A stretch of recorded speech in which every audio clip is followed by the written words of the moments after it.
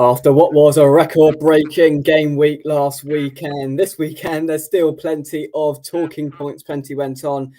Josh is unable to join us, so it's just me and Sean tonight. Sean, how are you, mate? Really good, mate. Thanks. How are you? Yeah, not too bad. All things considered, I'm all right. Right, let's start. The end is near. The what? The end is near. Oh, well, the funny thing is, it doesn't even look like it is, to be honest.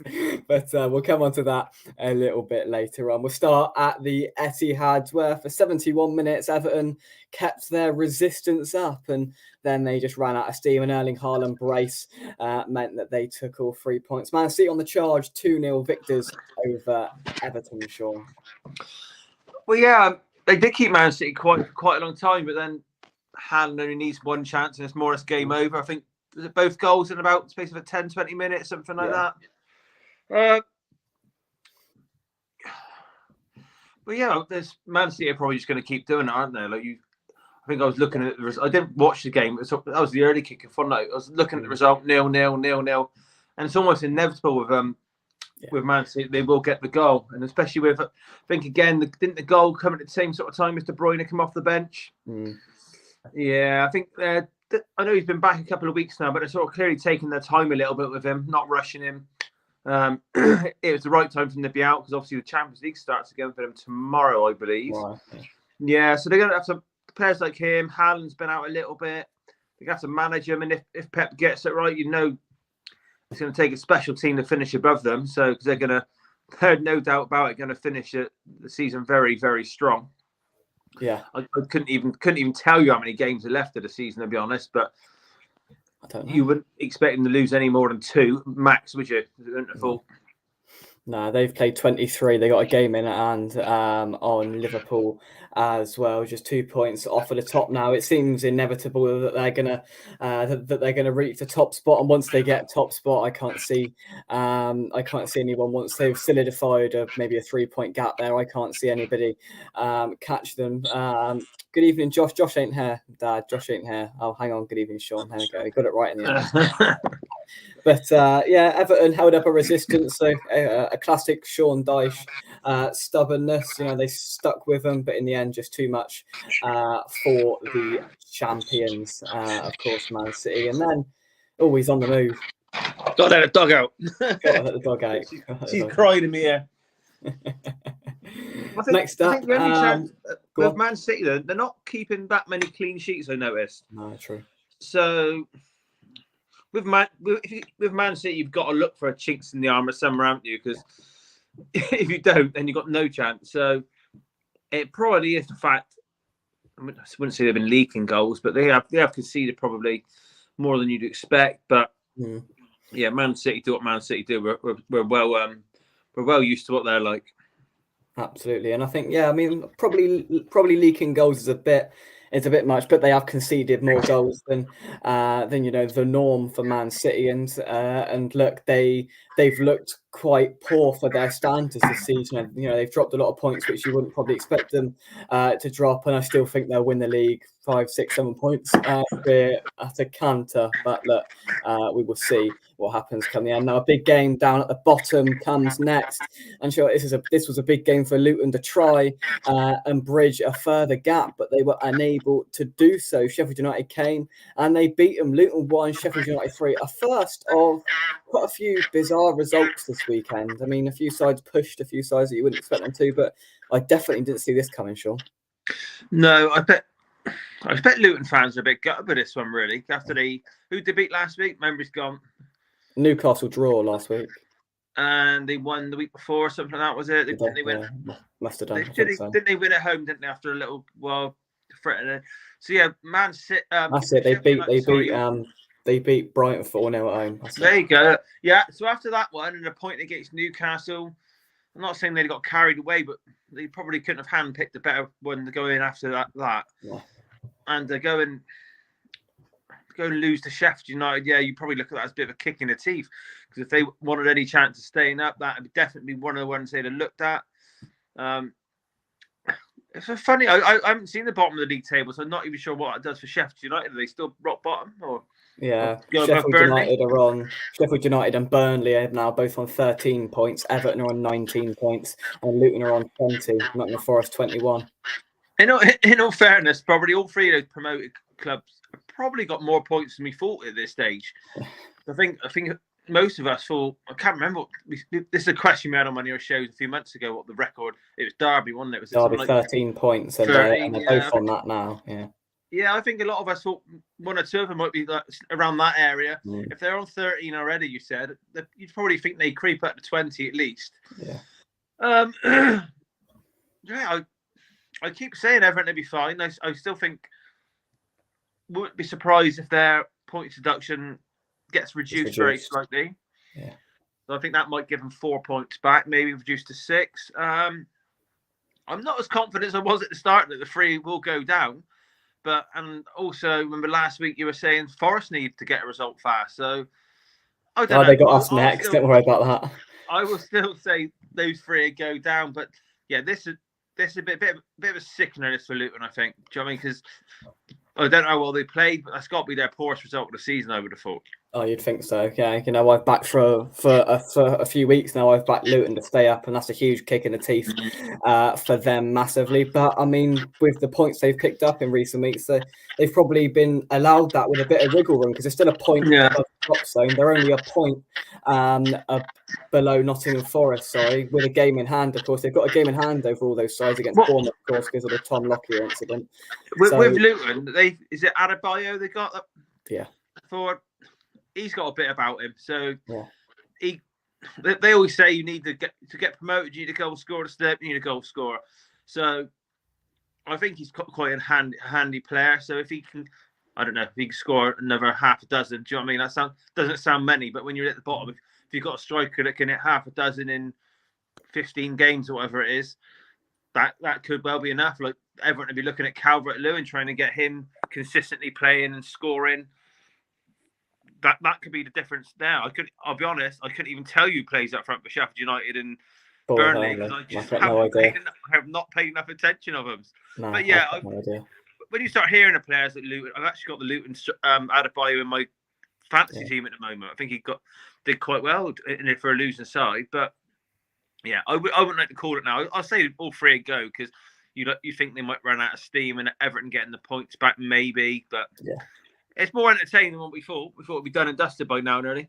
Absolutely, yeah. Happy Hamrat is joining us. Hope you are well. Next up, we go up to Anfield, and once again, probably not as routine as they would have expected. Burnley got a goal back to make it 1-1 at some point, made it a little bit nervy, but in the end, good header. Yeah, good header. And then in the end, Liverpool's quality shone through. Did anyone mention Klopp's leaving at the end of the season? I'm not sure, but they won again.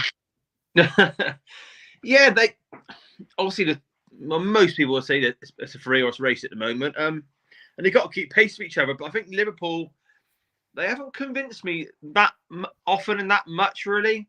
No. They've been picking up results obviously, but they haven't blown me away. I think they're sort of like a work in progress. From what I've seen of them, I could be talking rubbish. I'd be surprised if they won the league. I just don't. I think they've still got too many weak areas still. Maybe next year when they've been there a little bit longer, they might have grown into the team a little bit more. But yeah, again, they picked up a result which it's a very different sort of team that Luton would have hoped to get as well, really. Yeah. Like a 3-1 home victory over one of the worst sides of the league. That's got to be just sorted straight away. But yeah, it's just it'd be a game that Liverpool fans were looked at. Well, you know what Liverpool fans are like. They wouldn't even consider anything other than a victory. So yeah. But as for Burnley, get in, dog. Let the dog back in. As for Burnley, I don't know. We've covered Burnley quite a few times, haven't we? Yeah. And company and what I don't really know what the club want to do and what they want to be. Really, do you know what I mean? So I think they'll go. I think they'll go. 100%. I think it's a long-term process there, from what I can gather from it. And yeah, they're expecting to go down, and they will go down. Yeah, we've got Everton and Forest in the next couple of weeks. We've got Forest next weekend, and start of March we've got Everton. So I mean, that's 3 points apiece for them there. But But yeah, we will see. Next up, another shock result actually. Gary O'Neill's side defeated at home by Brentford, who up until this point they were struggling, and I think the inclusion of Ivan Toney back in, I think has actually let the dog back in. I think Ivan Toney coming back in has just given them a bit of a new lease of life, evidently, and they started to score some goals because before that they were struggling, but they've beaten Wolves this weekend, Sean. Yeah, they did create a few chances against us. Yeah, but we beat them 3-2, didn't we? They created some good chances. The main thing I know about this game is Ivan Toney being arrogant in the interview afterwards. Oh, I saw that. Yeah. Oh, he certainly. You can see him ending up at Arsenal. He's got that sort of arrogance about him. That's where he's going to end up. Yeah, but the Wolves are another funny team, aren't they? Like 1 minute they look really good and dangerous, next minute rolled over at home. But Burnley, obviously, they were away when they come to our place the other week. They weren't too bad at all. Like a few teams, they sort of. I've noticed a pattern against my lot where teams are sort of coming there to try and do the dark arts a little bit, like trying to wind players up, trying to get people to bite and raise to it, but not quite working. I don't really know what happened in this game, to be honest, because I've forgotten all about they even played, to be honest. Apart from that interview, I didn't even know who Brentford played. I haven't done my research this week, Jake. I've been I got too busy concentrating on West Ham the last 12 hours. Oh God. But all right. Well, we will park that one then. So yeah, I mean that surprised me when I saw that because yeah, they've been doing quite well, Wolves, but it is what it is, of course. Yeah, Tony back making a difference, but he's certainly going to be there next season from all of his interviews. But right, you should know something about this, Sean. Spurs 2, Brighton 1. I'm going to be honest, I haven't seen anything of it, so you're going to enlighten me as well as the viewers as well. Similar. It was very similar to last week, really. All Tottenham games for the neutral, they are good games. Like Brighton and Tottenham, it's going to be a good game. There's going to be chances, there's going to be goals, it's going to be end to end. That's just how Tottenham play. But like I said last week, we're playing very well in patches. I've got to keep reminding myself with Tottenham that it is very early days. Not many people. I thought we'd be half decent this year, but not many people thought we'd be around the top 6. A lot of people even thought way below, but I know I was confident we'd be doing quite well. But it is still early days. When I look at the team, I think there's a lot more to come from them. I haven't really got the excuse of missing players anymore either. Like this weekend, a couple have probably been rushed back. Like Son come back to get 2 or 3 days before the game. He's on the bench. Basuma's come back. He'd had malaria in the African nation, so he didn't really play a lot in that. And I suppose a few others are getting up to speed. I remember about 6 weeks ago, Bentancur started out of nowhere. No one expected him to play at all. And Ange came out and said he was really keen to help the team because we were badly struggling with how many players we had missing. Yeah. So, and he played really well for about 2 or 3 games. And I don't know if you remember, well, I expect you do, when Matty Cash wiped him out and put him out for another 3 weeks or a month. Yeah. He hasn't come back the same player since that last injury, Matty Cash hack. It's almost like he probably rushed his body back to help the team first. He did an ACL. They weren't expecting to get much in this season, really. So in fact, he's come back. He's just looked a little bit rusty since he's come back from his ankle knock.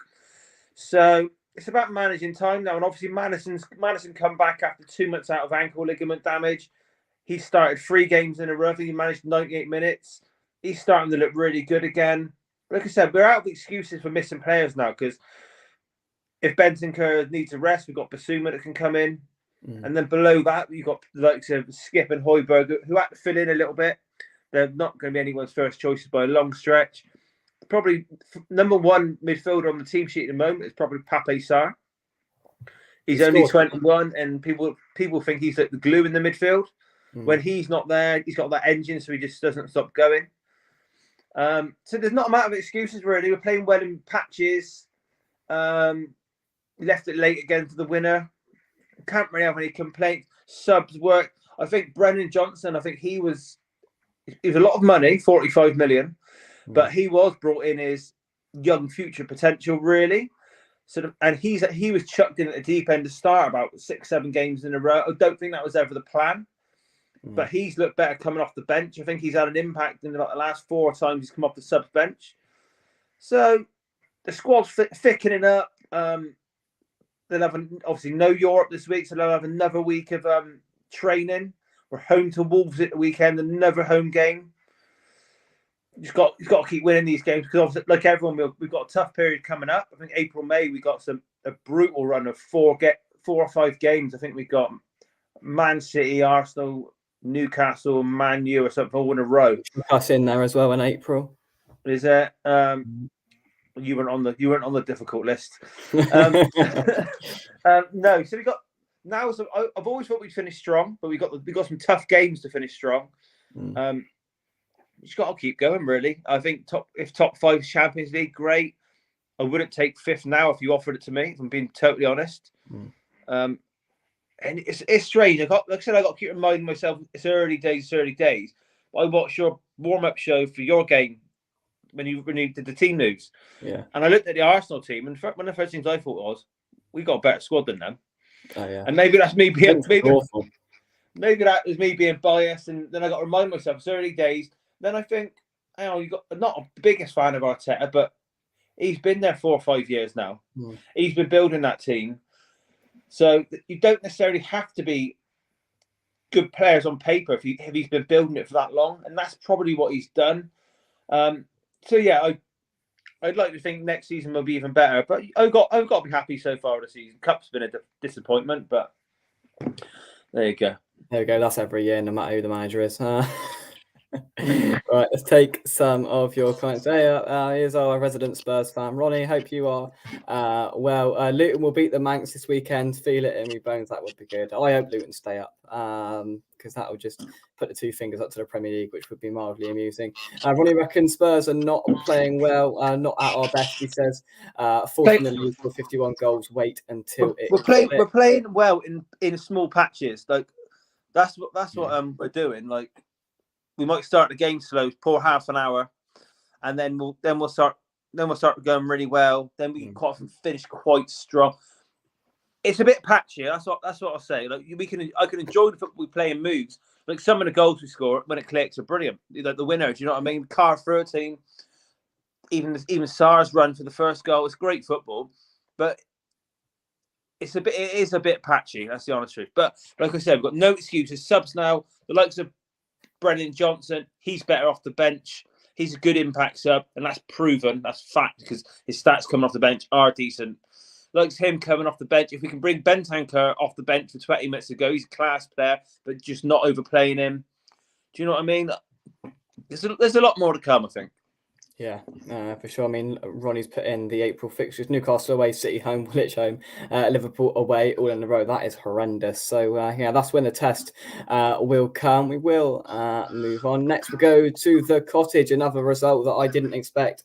So I'll do this one to give you a break, Sean. Shall I? Fulham 3, Bournemouth 1. Yeah, I didn't expect that. Look, Bournemouth didn't blow me away when we played them the other week, but I can still see they're a very good side, and unlike us, I know this isn't us, but they've got a bit of a philosophy and a direction under Iraola, but sounds like it all fell apart at the Cottage. And Fulham are one of these sides that just turn up and they'll beat a side every now and then out of the blue, and then they'll have a couple of bad results. They're just that Palace mid-table side at the end of the day, which, to be fair, I think they'll be quite happy with. If I'm totally honest, they are now an established Premier League side, I think, and I can't see them being in any threat, certainly this season, of going down. So look, I think they've adapted well to losing Mitrovic. I think they've brought in Jimenez. Of course, they've dropped off a little bit, but they brought in Jimenez, I think, from Wolves, and he's filled a hole there. And look, I've always been a fan of Willian since he's come back at Fulham. I think he's done a job as well. And yeah, they just pop up with these results every now and then. Just go, especially with the run of form ball been on. They've had a couple of negative results, and that's the way they're going to play. They got thumped by Liverpool, but they got thumped having a go. And so they were very, very unfortunate against us to not pick up all 3. And it seems like it's all fallen apart a little bit for them at the Cottage. But yeah, it is what it is. I think they'll finish mid-table and try and push on next season for something bigger and better. And I've got a soft spot for Bournemouth, of course, coming from down that way. I think they're a decent club, and yeah, I quite like Bournemouth. Not when we play them though. But next up, go to the City Ground. Nottingham Forest 2, Newcastle 3. Newcastle, one of your favourite teams who should be in Europe, Sean. Newcastle. Yeah. Yeah. Because this is a late game on Saturday. It was a 5:30. It wasn't the 8 o'clock. Didn't have an 8 o'clock game, did we? I think it was 5:30. I don't know. Yeah. I know like I said, you were saying last week the Forest need to pick up a win. I suppose scoring 2 goals at home, you'd like to think that would normally be enough against most sides. Newcastle, they haven't convinced me about a long stretch this season, and whether they'll sneak into a European spot at the end of the season, who knows? Like I said, they're not in. Are they in the FA Cup still? I can't remember. But they obviously went out Europe right at the very beginning, so there's no excuse of overload of games. I've seen Eddie Howe giving it the fist pump to the away support. I think that's become sort of a bit of a habit for a lot of teams now, and I don't know. I don't know where that's come from. I know it's good that that's where it's come from. It's good that the players go and clap the away fans off. I sort of get that, but even they just come down the road, don't they? Newcastle and Nottingham. It's not that far, is it? Really? Way that, Sean. You're underestimating that. That's a fair old way. Well, probably it's about the same for us going to London. Can't be much different. Probably. Let's have a look. Newcastle. I tell you what, I reckon it's a good 3 hours in a car. Have a look. Nottingham. Newcastle to Nottingham is 2 hours 55. To call it 3 hours. That's barely worth a clap.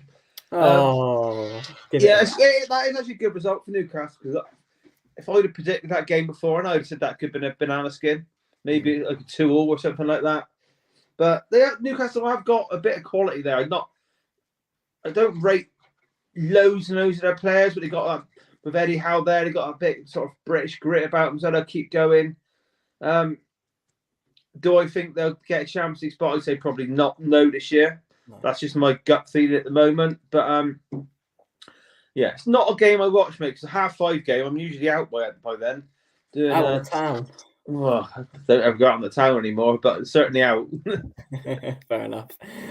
Fair enough. Yeah, I mean, probably not as straightforward as Newcastle would have potentially liked on paper because of where Nottingham Forest are, but they got the 3 points. Forest fans, don't worry, you've got us next week, so I wouldn't worry too much. Talking of us, let's move on.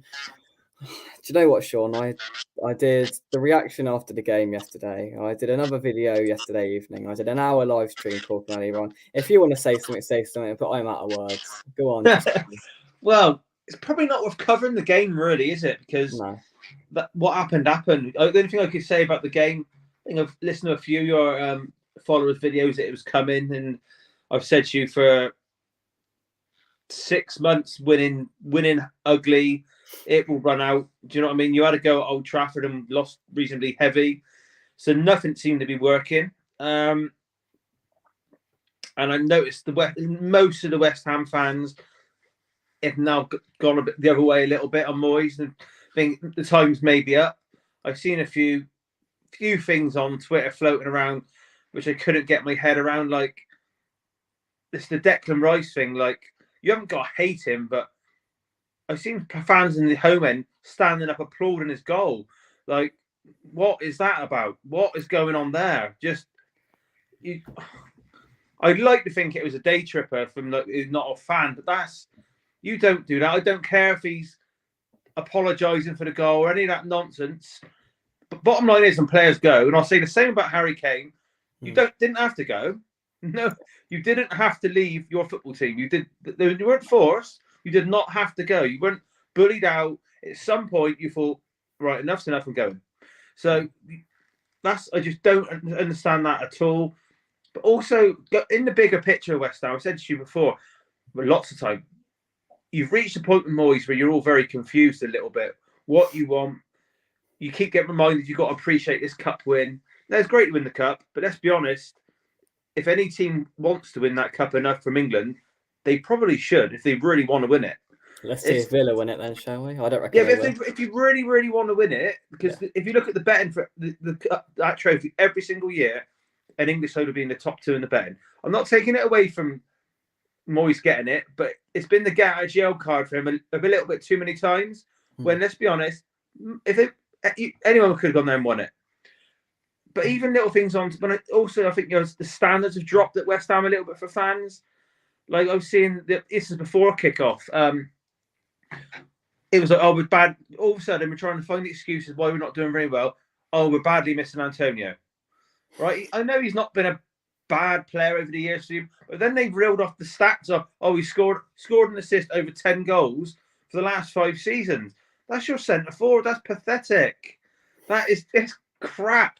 I know he's full of effort, but you've got to be demanding a better final impact than that from your centre forward. I know you might have played a wing one of the earlier seasons, whatever. You've got to demand better. And when I watch your team now, like, I know you're disappointed with Gerd, how his form sort of dipped off. Still keeping Ogbonna around. He probably can play 1 game a month if you're lucky. I've been saying all over Twitter for at least a month, probably since he come back from injury. Zuma looks like a player ready to retire to me. I've not seen a Premier League footballer in a long time move so badly and awkwardly. I genuinely think he looks like he should be retiring. Yeah. And I look at your squad, and I don't think David Moyes likes technical footballers that much. Remember last summer, when you were signing Cornet, Paqueta, was it in January or something like that? And we were like, you don't seem like David Moyes signings. August, a couple of years ago, yeah. Yeah, because they just seem a bit like, well, I don't know, flashy players, a bit more technical ability. But if you take out say 2-3 players, say you take out Kudos, Bowen, and Paqueta out your team, technical wise, you don't have many really, really good technical footballers, I don't think. I've noticed the fan base have turned on Ward-Prowse, which I did tell you would probably happen, because I said at the time I didn't think he was good enough from open play to probably good enough for you. I think just on that point, I think the issue with Ward-Prowse is I was sceptical when he signed. You know, whenever his name's been banded around, I've always been like, and then we signed him in a couple of good games to start with. But he's a player that's got a ceiling. You know, he's a player that's got a ceiling. And you know, I did on the show I did earlier on, I said, out of the players that I think are probably good enough, I named 5: Bowen, Kudus, Paqueta, Emerson, and Alvarez. I named 5 players. I'm struggling after that. Goalkeepers, Areola, fine, 6, right? But apart from that, I'm struggling, and that's where the issue is. And, you know, you've mentioned it, I've mentioned it, is that there are too many players at West Ham that shouldn't be there and should be nowhere near starting if we want to be anywhere near the top half of the table. It's also obviously not even if whether it last season, I don't know. We've got to start now looking forward. And the problem with someone like Moyes, because I look at your backroom staff as well a little bit. Now you got Noble. Is it Nolan's there as well? Is he? Yeah. They're Premier League footballers, but again, they're more known as tough sort of worker footballers. Does that make sense? See where I'm coming from? Well, so I'm looking at your backroom staff, thinking you haven't necessarily got many expansive, modern maybe coaches there. I don't know if that's fair. The right word. And you got Heitzinger there as well. Don't really know what sort of coach he is. Hettinger in the summer, but apart from that, we are struggling in that sense. Yeah. So I look at your team, the backroom staff and the team is so geared around David Moyes and his style. Like, how much of an overhaul do you need? Do you know what I mean? Like, I'm sure Noble will be involved in the background somewhere in that, but you're one step away having like Sam Allardyce as the throwing coach there. Do you know what I mean? You are. You need a centre forward. Obviously, you've needed one of them for ages, but you can't seem to get that right. I know it's not easy buying a centre forward. You're probably looking in defence. You don't rate your right back anymore. You think he's shot, don't you? Let's be honest. You probably need. Or Palace in Chelsea. Yes. You probably need at least 2 centre halves. At least 2 centre halves. Because I look at Zuma and I just can't see him playing much more. And that might sound extreme. No, since he's come back and this calendar year, he is massively regressed. And look, I think you're right with Ogbonna. He's probably got a game a month in him. Mavropanos, Mavropanos is okay. A screamer of a goal from Palace, apparently.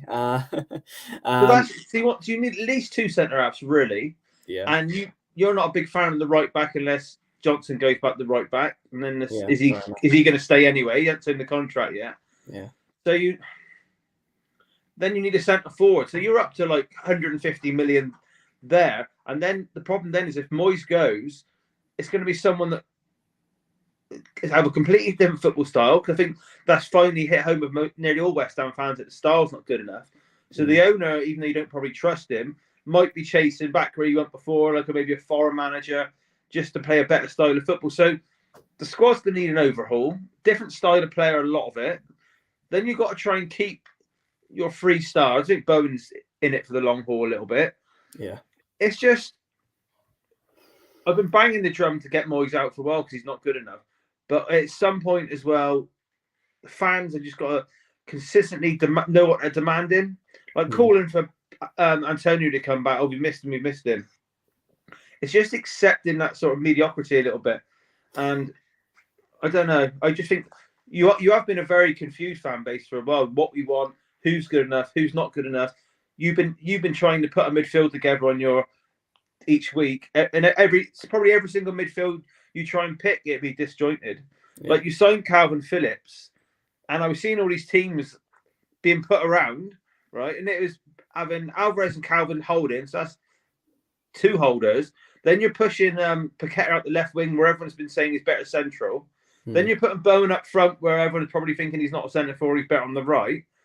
So it was everyone's getting excited because Calvin Phillips was signed because even though he hasn't played for 2 years, naming their 11, and they're just contradicting themselves because it's all disjointed. Yeah, look, there's the fundamental issues there. Just to cut in, Jefferson Lerma has scored for Crystal Palace. Chelsea have had 80% possession in the first half hour and find themselves 1-0 down. A screamer from Palace, which is mildly amusing. But look, we'll finish off with I think the confusion has been there. I think there's been a lot of sort of I still think there's a split of opinion, but I think that split of opinion is massively beginning to outweigh the other now, especially after that yesterday. I mean, there was hundreds. What happened to is it the German football? No, what happened to the fullback you've had? Ferrer or he went out on loan or signed for Monaco or something. Yeah. Oh, because you got him at the same window as Lagarde, didn't you? And I thought he was going to be. Yeah. He was okay towards the back end of last season, and we let him go. I'm not entirely sure why. I see some comments. I'm going to scroll up and see what you guys are saying. Sharky says we were unlucky. All the goals were offside. I'm telling you. Yeah, I agree, Sharky, 100%. 100%. Football Brownie, had you are well, mate. No one is saying we miss Antonio. It's not that we miss Antonio. I think Bowen up front is an issue, just like it is Paqueta on the left is an issue. Bowen isn't as good up front than he is on the right. So to get the best out of Bowen, he needs to be on the right, which means we need a centre forward. And I think Antonio will come back into the side when he's fit. I do think that. But we will see in that sense. Trini says, people who talk about Moyes bringing us that trophy, what are his tactics and team philosophy that did win us that trophy? Very good point. Very good point. We don't have a centre forward. We don't. Agerd is a high pressing, passing centre half, not a low block, backs to the wall defender. I think I think there's a good player in Agerd, I really do. But I mean, his body language, he just seems disinterested. I noticed that live at Old Trafford last week. He just looked a little bit muted. And I know you got Zuma in there, and I thought he was a strange captain choice at the time, to be honest. Do you think you massively lack leaders as well on the pitch? Yeah. I'd be giving the armband to Alvarez because I think he's in the right position. I think Alvarez is a leader. Listen, Zuma as leader, as captain, worked at the start. I mean, there seemed to be a little bit of a buzz from Brighton and all the rest of it. But as soon as it started going downhill, it's quite evident that there isn't a leader on that pitch. And I don't think Declan Rice was a brilliant leader, but he did lead. I could be 100% wrong. But I'll be amazed if Zuma's 80% fit. So I'm just trying to think. I know you had that Mavropanos. You said he's had a couple of not bad games here and there. Yeah. I'm just trying to think why Zuma's getting on the field because I just can't get. He looks so awkward, and I know he was hauled off at halftime on Sunday. That sort of tells me he's been carrying something for weeks and weeks, which just looked like. Yeah. So I think it might be a similar issue to what Richarlison had. Is that there's an overarching medical issue there, and it hasn't been resolved. I mean, he keeps picking up these injuries, and we keep, I think, injecting his knee or something, and he's all right for a couple of weeks, and then it all goes downhill. He's never, for about 12 months, he hasn't looked comfortable running or with the ball at all, but it's really caught up with him this year, which is a shame, because he has been, he has been decent in the past, but he's regressed massively over the last couple of months. Right, let's scroll down and see what you guys are saying. Right. Sharky says, when Cornet comes back from injury, he can go out on the left wing in place of Johnson. Listen, we had a left winger on the bench yesterday, and Cornet and Johnson started there. And listen, I thought Johnson should have started, but he looked a bit lost out there, to be honest. And look, I don't think anybody was particularly even average yesterday, and that was the distinctly average, just part of it. Zuma is playing on stilts. I'm telling you guys, he just looks remarkably awkward. But right, we could be here all night, and I've talked about this to death. Right, Villa 1, Manchester United 2 to finish it off. I was that peed off with football, I didn't even bother looking at this or remotely wanting to watch it at this point. So I'm guessing Gary Neville, Peter Drury, Manchester United nicked the win. Sean, did you watch it? Yeah, I think I did watch a lot of it. I think Gary Neville and Peter Drury, as soon as they got the went ahead, all they're talking about is that they're on the charge for top 4. That's all they were talking about, and they just. I'm not a fan of the Sky commentary, you know that, but that they get this almost. If I'm a Sky commentary, I don't really know if it's a BT or TNT, whatever it is now. It's almost like they got on the notepad their pre-written sort of quotes they're going to use. Oh, I love Peter Drury. All their metaphors, they're beautiful. It's like Gary Neville was trying to talk up United's top 4 challenge, blah blah blah. They're still 6 points behind. They're 6 points behind the start of the weekend, so they've closed nowhere. I didn't think they played very well again, United. Villa are probably the better side, but I think I'm right in saying that's being a bit of a fortress Villa part. Is that 3 home defeats in a row? And I know they had a big thumping win, didn't they, away in the week or last weekend? But I thought they'd been riding their luck for a little while. There've been quite a few games where they got a few dodgy penalty or been outplayed and scraped the win. So it's just probably natural that it goes back the other way. A bit like I said with West Ham.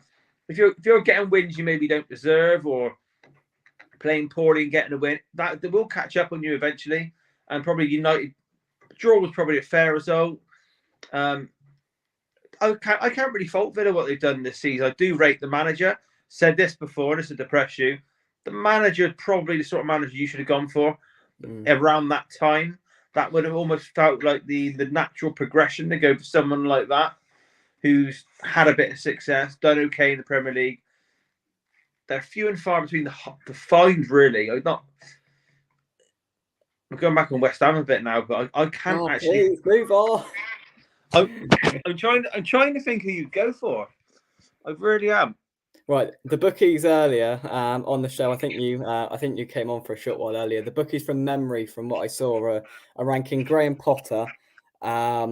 What's the other geezer's name? Graham Potter, Michael Carrick. You've been an advocate for him. I banged this drummer for a long time, but he has disappointed a little bit this season, to be honest. Michael Carrick, and there was a couple of others. I'll get the list up. Paulo Fonseca. Have you heard of him? He was on there as well. Paulo Fonseca was one. Remember when we were struggling to get a manager and we went for Nuno as like a last minute panic? Yeah. He was one of the ones that was very close to getting the job, but the fans had a bit of a kick-off and didn't want him, so they backtracked. So I'll be honest, I can't actually remember why he agreed to be our manager, but I think his record wasn't great. I think he's that sort of Lopetegui, is he in the running? Lopetegui's a sort of, he could be an option as well. I'm just trying to find the list that I had earlier on, but I can't seem to find it. I know you're a bit fed up. Well, I know you're a bit fed up already this season, but with you still in the Europa League, not in danger of going down, it might be worth sticking it with him for a little bit. And then, like I said about the other clubs, didn't it? A few times. Yeah. You got the opportunity to have a little look around. Yeah. Like, there's some good young managers in the Championship, and one or two of them might not come up. Like, God, I'm so bad with names. I do rate the manager that's doing well at Southampton. Yeah, a couple of those. Graham Potter, Xabi Alonso. You can write that one off. He's going Liverpool. Will Still, Michael Carrick, Steve Cooper, Paulo Fonseca, Lopetegui. That on Slots has been banded around as well. There's plenty of managers out there, and I just hope we. I mean, Steve Cooper depressed me, to be honest. I think because he's pretty similar to Moyes, as is Gary O'Neill. I think in the style of football, just something to excite me would do. It's a lot of names on there, which names I know. Tottenham got linked to a few of them. Most of them names, most fans didn't really like. Arne Slot was a name. We offered him the job before Ange, Right. But it's something to do with he wanted to bring his whole coaching team, and he was asking for too much money for them all or something. And then he ended up signing. Is it Feyenoord? Is that? Yeah. I think. And so I'm glad we got who we got. But I don't know. It all depends on the owner. Like I said, you've got a very old school approach at your club. Like the owner's very old school. You've got a lot of old school coaches. I don't know about your director of football, what his obviously he's doing a lot of the scouting now. I don't know what he wants. Yeah, I think it'll be. Look, I think Steiden he'll chuck a load of names at David Sullivan, but at the end of the day, that's the most he can do. Is Sullivan has got to make the decision at the end of the day, and do I have confidence in him going with somebody that he's probably never heard of, that Steiden has elected and chosen? I don't know. I don't know. To be totally honest, I'd rather we brought in somebody that nobody's really heard of to an extent, and not a this made me laugh. Steve Bruce, Wayne Rooney, Tony Pulis, add Lampard and Gerrard to that list. There's plenty of brilliant managers out there. Just a few comments before we do wrap things up. Guys, there's only 5 teams in the Premier League have a worse defensive record than West Ham this season. Doesn't surprise me at all. Villa, Man United was a good match. Man U had to work hard to win it. Watkins is class. Frank Lampard. Corey says, watching Bruno Fernandes for 90 minutes makes my head hurt. And Garnacho is too arrogant as well. There we go. There we go. Right. Garnacho, that name still, because that stupid Tannoy bloke there, Garnacho. And they all sing the Ronaldo song for Garnacho out there, and it got on my nerves. But anyway. Right, Sean, wrap things up then. Anything you'd like to say? No, is it still 1-0? I think so. How are you getting on in Italy? Yeah, 1-0, 43 minutes gone.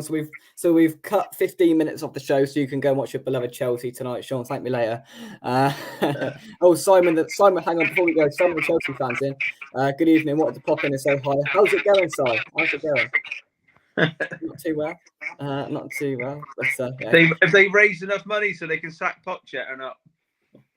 It's all going up the wall there. They got the buckets around the stadium collecting everyone's coins so they can sack them.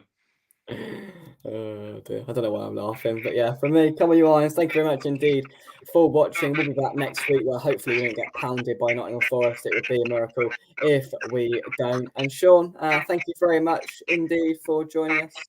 Okay, mate, not a problem, buddy. Chat again. Well, see you later. Thank you very much. We'll see you soon. Bye bye. Cheers, Sean. See you, mate.